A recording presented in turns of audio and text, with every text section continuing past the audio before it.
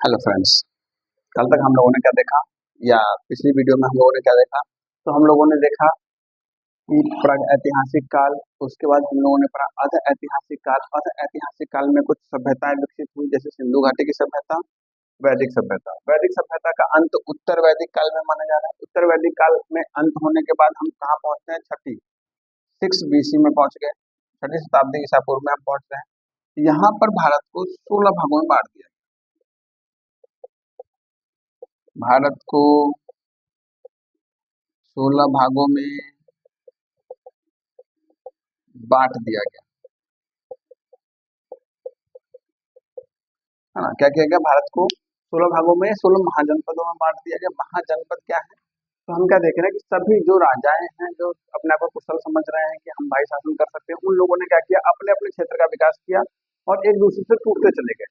तो भारत को कुल 16 भागों में तोड़ दिया गया। और जो इसमें सबसे शक्तिशाली महाजनपद रहा वो क्या है? मगध। अब हम बात करेंगे क्या कि मगध का शक्तिशाली होना, है ना। मगध क्यों शक्तिशाली हुआ? क्या कारण था कि मगध ही सबसे शक्तिशाली हो पाया? तो हम आगे बढ़ते हैं। हम अभी बात क्या करते हैं? उत्तर वैदिक काल में आर्यों के विलय के पश्चात 6 BC में भारत को 16 महाजनपदों में बांट दिया गया, जिसमें सबसे शक्तिशाली जनपद कौन सा? मगध। आगे बढ़े।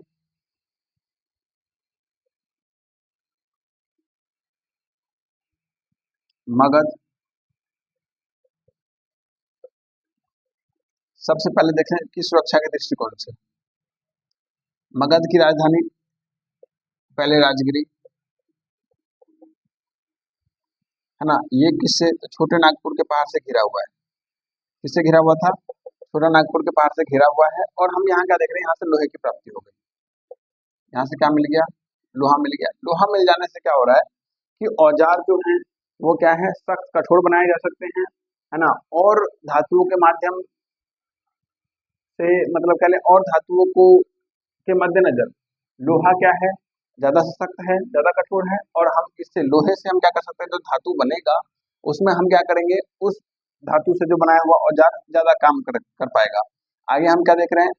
राजगिरी, है ना। मगध की जो राजधानी है वो राजगिरी है, जो छोटा नागपुर के बाहर से घिरा हुआ है। तो सुरक्षा के दृष्टिकोण से क्या है? पहाड़ को पार करके आना और फिर मगध पर हमला करना एक कठिन काम होता है। उसके बाद भौगोलिक दृष्टिकोण से एक और तरफ आए, यहाँ हम क्या देख रहे हैं? सोन, गंगा और गंडक, इन 3 नदियों का संगम है। और उसके किनारे मगध की दूसरी राजधानी पाटलिपुत्र।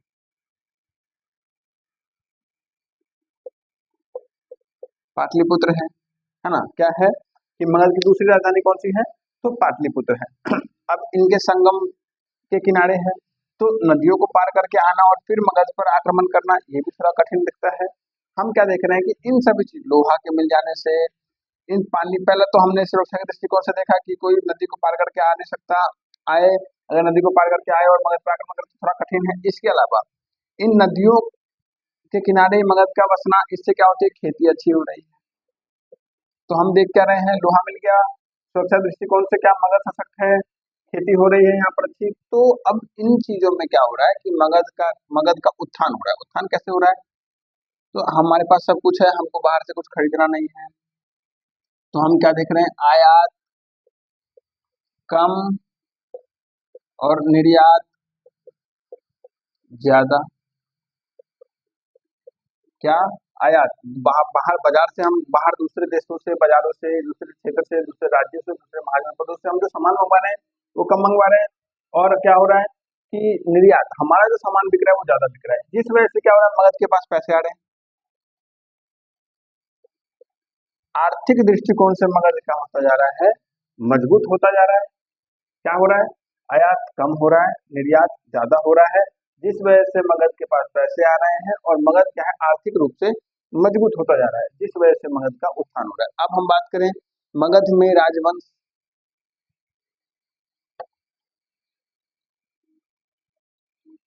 हम लोगों ने अभी तक क्या देखा कि मगध का उत्कर्ष, या कह लें मगध जो महाजनपद बना वो सबसे शक्तिशाली जनपद कैसे बना।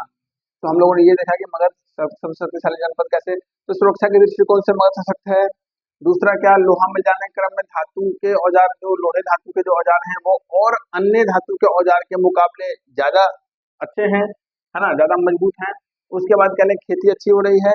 तो यहाँ इन तीनों चीजों को देखते हुए हम क्या देख रहे हैं कि आयात का जो हमारे पास जो हम बाहर से सामान लेके आ रहे हैं, आयात कम हो रहा है और निर्यात ज्यादा हो रहा है, जिससे हमारे पास पैसे आ रहे हैं, हम मूल्यवान बनते जा रहे हैं। इस वजह से क्या हो रहा है कि मगध, इसका ही एग्जाम्पल हम मान लेते हैं कि मगध क्या है, धीरे धीरे आर्थिक रूप से मजबूत होता जा रहा है।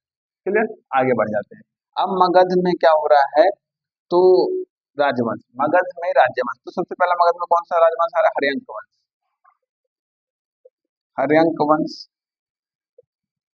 हर्यंक वंश की स्थापना किसने की, बिंबिसार ने। बिंबिसार ने कब, 544 बीसी में बिंबिसार ने हर्यंक वंश की स्थापना की। इसकी मृत्यु 492 बीसी में कर दी गई। और किसने किया, आगे हम देखते हैं, इसके पुत्र ने ही कर दिया। हर्यंक वंश को हम एक और नाम से जानते हैं, पितृहंता। पितृहंता, पितृहंता वंश मतलब क्या, कि इस वंश में जो भी राजा बने हैं संभवतः उन्होंने क्या किया, अपने पिता को मार करके ही उन्होंने गद्दी हासिल करी है। इस वजह से हम उसको क्या कहते हैं, पितृहंता वंश कह सकते हैं।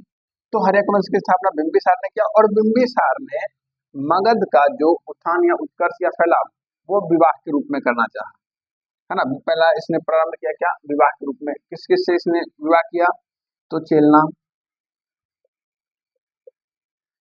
उसके बाद कह लें क्षेमा, महाकौशली,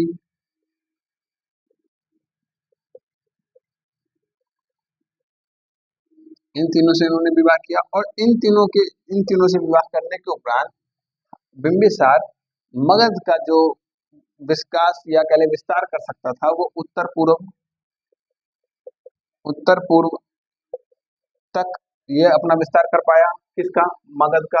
उसके बाद हम क्या देख रहे हैं, बस सीधा सा आप समझें, हर्यक वंश की स्थापना 544 बीसी में बिंबिसार के द्वारा किया गया, है ना। उसके बाद कह लें कि इसने मगध का जो विस्तार करने का जो मतलब नीति अपनाई, वो क्या थी, विवाह के तौर पर चेलना से, क्षेमा से, महाकौशली से विवाह किया, और उत्तर पूर्व राज्य तक क्या किया, इसने अपने मगध का विस्तार किया। आगे हम बढ़ रहे हैं, इसने अंग देश को जीता, अंग देश को जीता, और अपने पुत्र, जो कौन, चेलना के जो, चेलना से जो उत्पन्न शिशु है, अपने इसके पुत्र अजात शत्रु, अजात शत्रु, इसको क्या कर दिया, अजात शत्रु को अंग देश का शासक बना दिया। अब यहीं पर क्या है, अजात शत्रु को समझ में आया कि भाई शासन या प्रशासन कैसे कर सकते हैं, कैसे होता है। तो अजातशत्रु ने आगे बढ़ करके क्या किया, कि बिंबिसार की हत्या कर दी, कब, 492 में, और खुद गद्दी पर बैठ गया। आगे देखें, हम फिर से बात करते हैं। हर्यंक वंश या पितृहंता वंश की स्थापना बिंबिसार के द्वारा 544 बीसी में की गई। बिंबिसार ने मगध के विस्तार को विवाह के रूप में बढ़ाने की कोशिश की, जैसे चेलना से विवाह किया, क्षेमा से विवाह किया, महाकौशली से विवाह किया, और उसके बाद उत्तर पूर्व राज्य तक क्या किया है, तो मगध का विस्तार किया। आगे हम बढ़ जाएं, बिंबिसार ने अंग देश को जीता और अजात शत्रु को वहां का शासक बनाया। अजात शत्रु ने 492 बीसी में बिंबिसार की हत्या कर दी। बिंबिसार ने क्या कर दी, हत्या कर दी, और खुद शासक बन गया, राजगद्दी पर बैठ गया। आगे बढ़ जाए,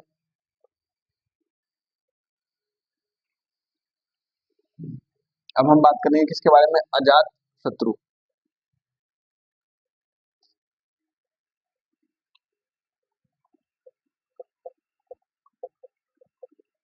अजात शत्रु, अब ये अजात शत्रु, इसका जो कह लें वैसा एक और नाम है, उपनाम कुनिक।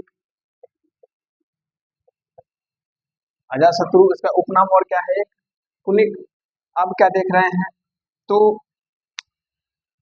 इसको अमित्र घात के नाम से भी जाना जाता है। क्यों, क्योंकि इसने बहुत सारे युद्ध लड़े और सभी में जीत प्राप्त की लगभग। तो इसको क्या कहते हैं, तो अजात शत्रु को अमित्र घात के नाम से भी जान पुकारा जाता है। इसका उपनाम कुनिक है। इसने पाटलिपुत्र छावनी की स्थापना की, पाटलिपुत्र छावनी, छावनी की स्थापना की। क्या कह रहे हैं, इसने क्या किया, अजातशत्रु जिसका उपनाम कुनिक है, या हम कह सकते हैं इसको अमित्र घात के नाम से भी जाना जाता है ना। सबसे बड़ी बात ये क्या कि ये जैन धर्म का अनुयायी था, ध्यान रखेंगे, पूछता है क्वेश्चन, अजात शत्रु किस धर्म को मानता था, किस धर्म का अनुयायी था? तो जैन धर्म। अभी हम जैन धर्म के बारे में पढ़ेंगे अगले वीडियो में, या नेक्स्ट एक दो वीडियो के बाद हम पढ़ सकते हैं।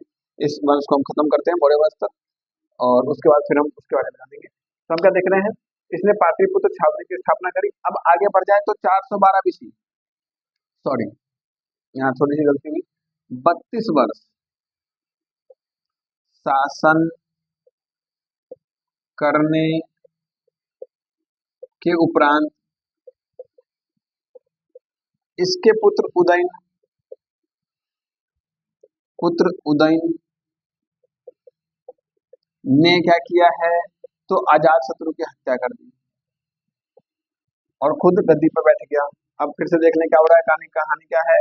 तो अजात शत्रु, जिसका उपनाम क्या है, कुनिक, इसे अमित्र घात के नाम से भी जाना जाता है, इसने पाटलिपुत्र छावनी की स्थापना की। ये जैन धर्म का अनुयायी था। इसके 32 वर्ष शासन करने के उपरांत क्या है, तो इसके पुत्र उदयन ने क्या कर दी, इसकी हत्या कर दी और खुद गद्दी पर बैठ गया।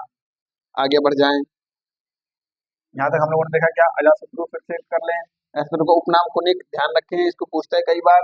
अजातशत्रु को और किस नाम से जाना जाता है, तो ऑप्शन में देता है क्या, अमित्र घात के नाम से भी जाना जाता है। अजातशत्रु किस धर्म का अनुयायी था, तो जैन धर्म का अनुयायी था। पाटलिपुत्र छावनी की स्थापना किसने की, अजातशत्रु ने की, है ना। अजातशत्रु की हत्या किसने की, उसके पुत्र उदयन ने की। आगे बढ़ जाए, फिर हम अब पढ़ेंगे, हम जानेंगे उदयन के बारे में।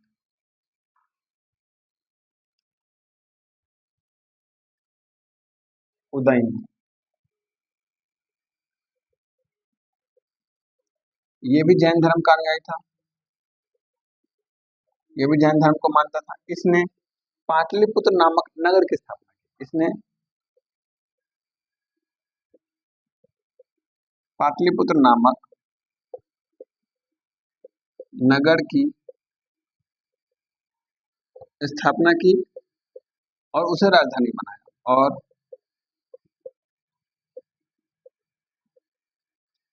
राजधानी बनाया, इससे पहले राजधानी कहाँ है, तो हम कहाँ देख रहे हैं, राजगिरी, है ना। तो उदयन ने क्या किया, उदयन जैन धर्म को मानने वाला था और या जैन धर्म का अनुयायी था। आगे हम देख लें, पाटलिपुत्र नामक नगर की स्थापना किसने कराई, उदयन ने। इस वंश का अंतिम शासक कौन हुआ, नागदशक। जो कौन था, उदयन का पुत्र, जो कौन है, उदयन का पुत्र है ना, नागदशक। इस वंश का अंतिम शासक, पहले यहाँ पर लिख लें, अंतिम शासक कौन, उदयन, है ना। जो कौन है, नागदशक। तो पहले उदयन का पुत्र है नागदशक। इसके अमात्य, इसके अमात्य शिशुनाग।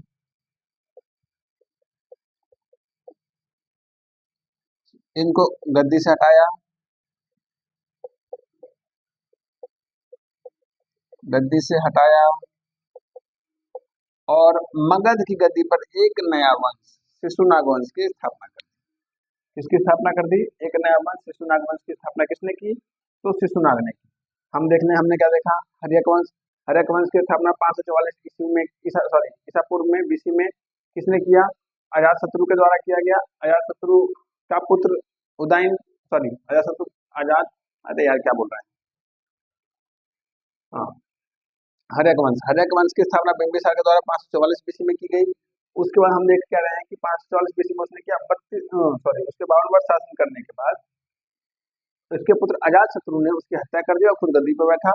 उसके बाद कह लें, इस वंश को पितृहंता वंश भी कहते हैं। क्यों, क्योंकि ये क्या है, हर्यक वंश के जो संस्थापक बिंबिसार, उसकी हत्या उसके पुत्र अजातशत्रु ने की। अजातशत्रु की जो हत्या है उसके पुत्र उदयन ने की। तो इस वजह से हम क्या, इस वंश को पितृहंता वंश भी कह सकते हैं। आगे हम बढ़े फिर से, तो हम क्या देख रहे हैं, इस वंश का अंतिम शासक कौन हुआ, तो नागदशक हुआ। और नागदशक के अमात्य शिशुनाग ने इनको क्या किया, गद्दी से हटा दिया और उन्होंने मगध की गद्दी पर एक नया वंश, शिशुनाग वंश की स्थापना कर दी। चलिए आगे की वीडियो में हम शिशुनाग वंश देखेंगे, नंद वंश देखेंगे, वहां को एंड करते हुए फिर हम आगे बढ़ेंगे मौर्य वंश की ओर।